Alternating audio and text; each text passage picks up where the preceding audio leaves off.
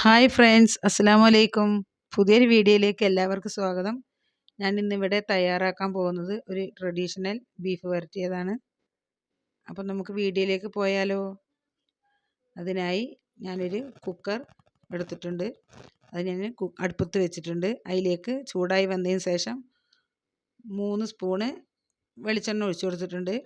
പിന്നെ ചെറുള്ളി അരിഞ്ഞു വെച്ചിട്ടുണ്ടായിരുന്നു, അത് ഞാൻ ഇട്ട് കൊടുക്കുന്നുണ്ട് 20 എണ്ണം. അത് ഇട്ടിട്ട് അതിന് ശേഷം 3 പച്ചമുളക് കട്ട് ചെയ്തിട്ട് കൊടുക്കുന്നുണ്ട്. അതിട്ടിട്ട് നന്നായി ഇളക്കി കൊടുക്കാം. ചെറിയുള്ളിയിൽ ബീഫ് വരട്ടിയത് ഉണ്ടാക്കിയ നല്ല ടേസ്റ്റാണ്.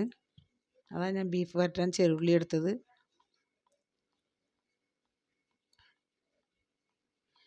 ഇനി ഇത് മാത്രം പോരാ, ഇതിലേക്ക് ഞാനൊരു മീഡിയം സൈസ് സവാളയും കൂടി ഇട്ട് കൊടുക്കുന്നുണ്ട്. അപ്പോൾ ഇതൊന്ന് മൂത്ത് വന്നതിന് ശേഷം നമുക്ക് സവാള ഇട്ട് കൊടുക്കാം. ഒന്ന് മൂത്ത് വന്നിട്ടുണ്ട്, ചെറുതായി മൂത്ത് വന്നിട്ടുണ്ട്. അതിലേക്ക് ഞാൻ സവാള ഇട്ട് കൊടുക്കുന്നുണ്ട്. അതൊന്ന് ഇളക്കി കൊടുക്കാം. നന്നായി ഇളക്കി കൊടുത്തതിന് ശേഷം നമുക്കിനി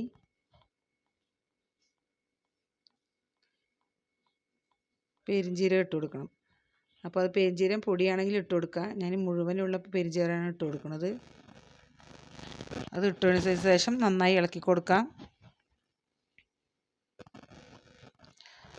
നന്നായി ഇളക്കി കൊടുത്തതിന് ശേഷം നമുക്കിനി വെളുത്തുള്ളി ഇഞ്ചി പേസ്റ്റ് ഇടണം. അത് 1 സ്പൂണ് വെളുത്തുള്ളി ഇഞ്ചി പേസ്റ്റ് എടുത്ത് നമുക്ക് ഇട്ട് കൊടുക്കാം.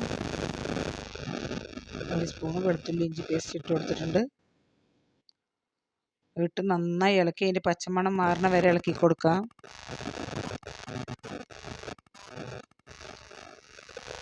നല്ല മണം വരുന്നുണ്ട്. ഇതിന് ശേഷം നമുക്ക് 3 തക്കാളി കട്ട് ചെയ്തത് എടുത്ത് വെച്ചിട്ടുണ്ടായിരുന്നു, അത് ഞാൻ ഇട്ട് കൊടുക്കുന്നുണ്ട്.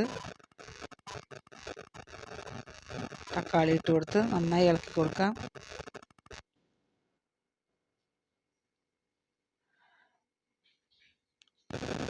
തക്കാളി ഒന്ന് ലേശം ഒന്ന് വെന്ത് വരട്ടെ. അത് വരെ നമുക്കൊന്ന് ഇളക്കി കൊടുക്കാം.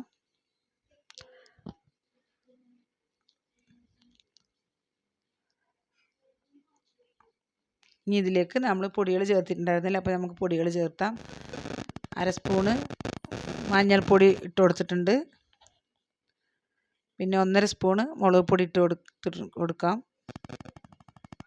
1/2 സ്പൂണ് മുളക് പൊടി ഇട്ട് കൊടുത്തിട്ടുണ്ട്. ഇനി 3 സ്പൂണാണ് മല്ലിപ്പൊടി ഇടുന്നത്. മല്ലിപ്പൊടിയാണ് കൂടുതൽ ഇടുന്നത്. 3 സ്പൂണ് മല്ലിപ്പൊടി ഇട്ട് കൊടുക്കുന്നുണ്ട്. എന്നിട്ടിട്ട് ഇളക്കി കൊടുക്കാം. നന്നായി ഇളക്കിയ പച്ചമണം മാറിയതിന് ശേഷം നമുക്കിനി ഗരം മസാല ഇട്ട് കൊടുക്കണം. ഞാനിതിൽ മീറ്റ് മസാല ഒന്നും ചേർക്കണില്ല, ഗരം മസാല മാത്രമേ ഇട്ട് കൊടുക്കുന്നുള്ളൂ.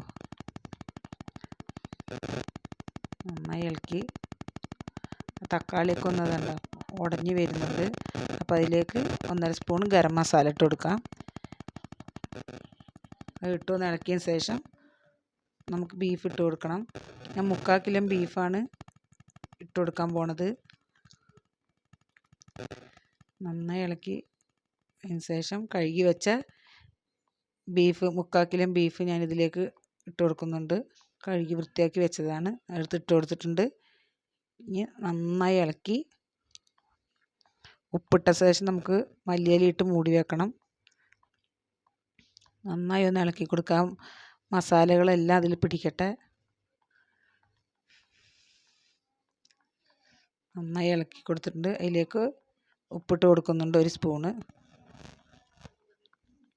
അത് ഇട്ടൊന്ന് ഇളക്കിയതിന് ശേഷം 1/2 ഗ്ലാസ് വെള്ളം ഒഴിച്ചിട്ട് വേവിക്കാൻ വെക്കാം. കുറേ നേരം വാർത്ത് വെച്ച കാരണം ഇതിൽ ബീഫിൽ വെള്ളമില്ല, അതുകൊണ്ടാണ്. മല്ലിയില ഇട്ട് കൊടുത്ത് നമുക്ക് 1/2 ഗ്ലാസ് വെള്ളം ഒഴിച്ചിട്ട് ഇനി വേവിക്കാൻ വെക്കാം. എല്ലാം ഇട്ടുന്നു കറിവേപ്പിലയും മല്ലിയില ഇട്ട് കൊടുത്തിട്ടുണ്ട്. 1/2 ഗ്ലാസ് വെള്ളം ഒഴിച്ചിട്ടുണ്ട്. ഇട്ട് നന്നായി ഇളക്കി ഇനി മൂടി വെക്കാം നമുക്ക്. ഇനി ഒരു 6 വിസിൽ വന്നതിന് ശേഷം നമുക്ക് തുറന്ന് നോക്കാം.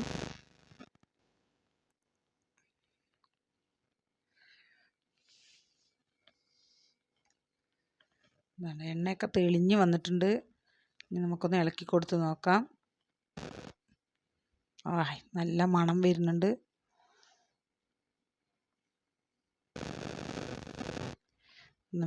നന്നായി വെന്തിട്ടുണ്ട്. ഇതിന് ഇത്തിരി നെയ്ച്ചോറുണ്ടെങ്കിൽ കേമായി. പൊറോട്ട ഉണ്ടെങ്കിലും നെയ്ച്ചോറാണെങ്കിലും നല്ല കേമായിരിക്കും. അതിലേക്ക് ഞാൻ കുറച്ച് മല്ലിയിലയും കൂടി തൂവി കൊടുത്തിട്ടുണ്ട്. ഇനി നമുക്ക് അടുപ്പത്തു നിന്ന് ഇറക്കി വെക്കാം. അത് കഴിഞ്ഞ് ഞാൻ സെർവ് ചെയ്യുന്നുണ്ട്. നല്ലൊരു അടിപൊളി ബീഫ് വരട്ടിയതാണ്.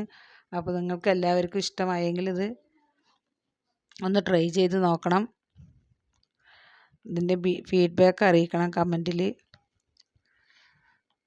അടിപൊളി ബീഫ് വരട്ടിയതാണ്. അപ്പോൾ നിങ്ങൾക്ക് ഈ വീഡിയോ ഇഷ്ടമായെങ്കിൽ ഒന്ന് ലൈക്ക് ചെയ്യും, സബ്സ്ക്രൈബ് ചെയ്യും, ഷെയർ ചെയ്യണം. അപ്പോൾ മറക്കരുത്. അടുത്ത വീഡിയോയിൽ കാണും വരെ അസ്സലാമു അലൈക്കും.